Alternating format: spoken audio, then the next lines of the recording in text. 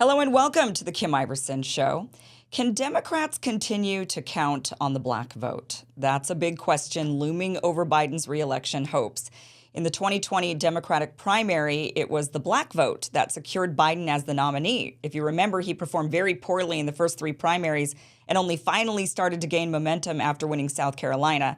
That's why this year the DNC announced that they would be skipping the other primary states, including New Hampshire, just so that they could go straight to South Carolina in order to avoid possible embarrassment for Biden. But there's a problem.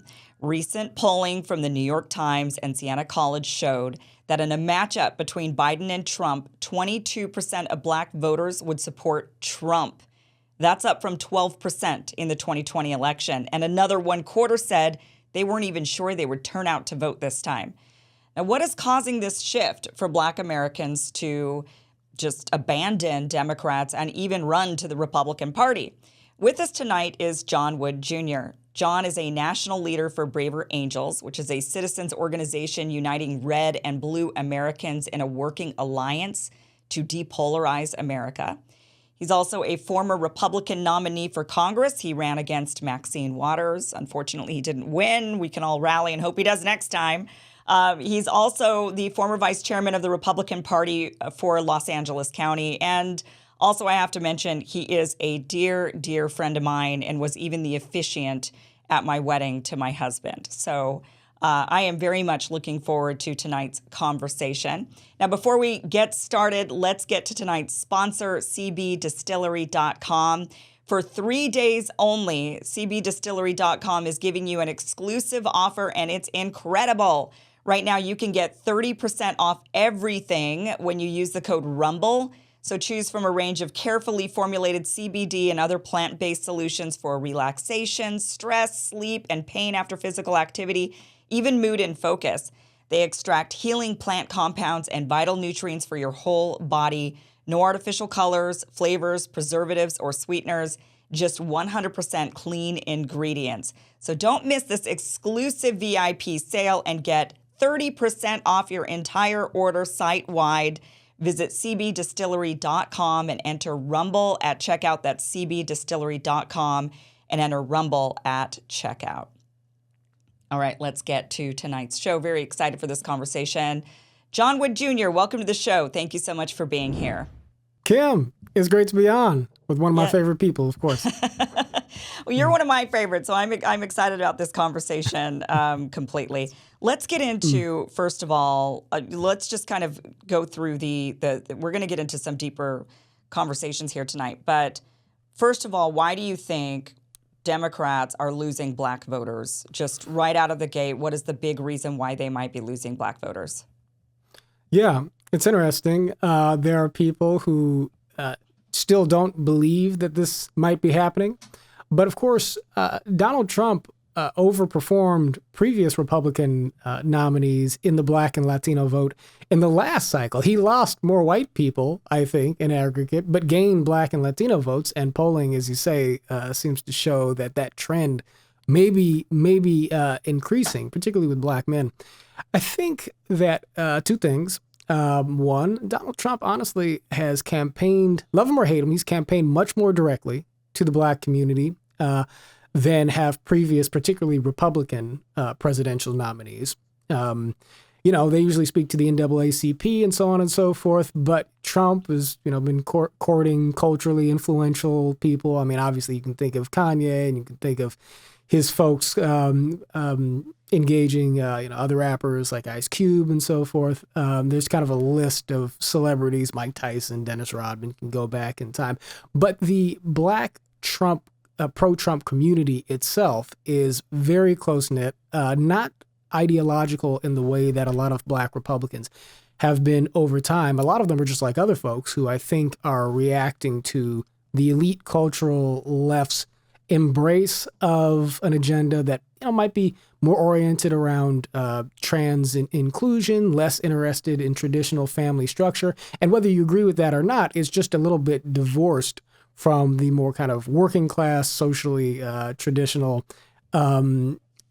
environment that a lot of particularly black men who value, I think, masculinity and and autonomy gravitate towards. So Trump is speaking a language that appeals to at least some black people in a very direct kind of way, whereas I think a lot of Democrats are losing touch with that part of the black community along in precisely the opposite kind of dynamic.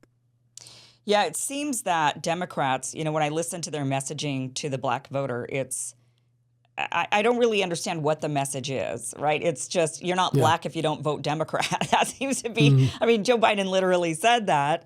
And so otherwise there doesn't seem to be a reason except, oh, well, the other side's racist. So that's why you don't want to vote for Republicans because they're racist. Or we did good That does work. a lot of work. Yeah, there's not really an incentive to vote for Democrats except for we give a lot of social programs and welfare. And that is something that Republicans say, yeah, but that's the problem.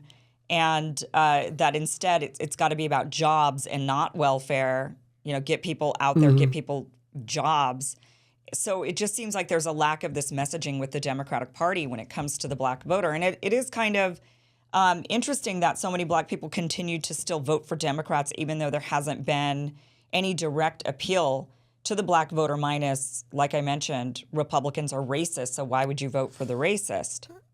Yeah, I don't want to be simplistic about it. I mean, certainly the vast majority of black people are Democrats. We can get into the reasons why for that. And certainly there's an overarching cultural, social theme on the left which leans into this analysis, which says that American society is systematically racist, right? That we're dealing with a history of racism in American society that has to be acknowledged as existing on every level of our institutions and our political structures, so that we can dismantle things that can lead to voter suppression and all sorts of other things, that mass incarceration, all sorts of other things that I think people on the left want to kind of pin the right with. Although it's complicated because Joe Biden, of course, helped usher in the crime bill in the 90s, which helped spike the phenomenon of mass incarceration, et cetera, et cetera.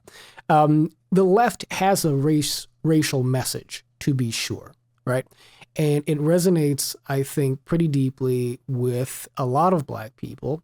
But I think that there's a degree to which the narrative of systemic racism, agree with it or not, the narrative that says that we live in a white supremacist society is one that the more it's intellectualized, the more it seems to be kind of a product of elite kind of university, entertainment industry sort of thinking, the more it becomes detached from a lot of the day-to-day realities that working class black folks and poor black people experience. And the more that agenda becomes intersectional, again, you can agree with the idea that it should be intersectional, but the more it becomes intersectional, the more a lot of black people just cease to be able to relate to it. You get the Dave Chappelle phenomenon, right? Where Dave is pretty, he's a pretty Afrocentric guy in a lot of ways. He's definitely pro-black. But, he also describes himself as TERF, as a trans-exclusionary radical feminist. I mean, but really I think part of what he's saying is just like, he doesn't buy the redefining of gender and biology and just sort of everything that used to be considered normal in these new terms that the vanguard of the social left is advancing. Well, guess what? A whole lot of black people feel that way, including a lot of black people who are pretty strongly left on all the conventional issues, right? And so there's a cultural divide opening up that I think Trump is exploiting, just politically speaking. And I think that a lot of Democrats and a lot of influential people on the left have just taken it so much for granted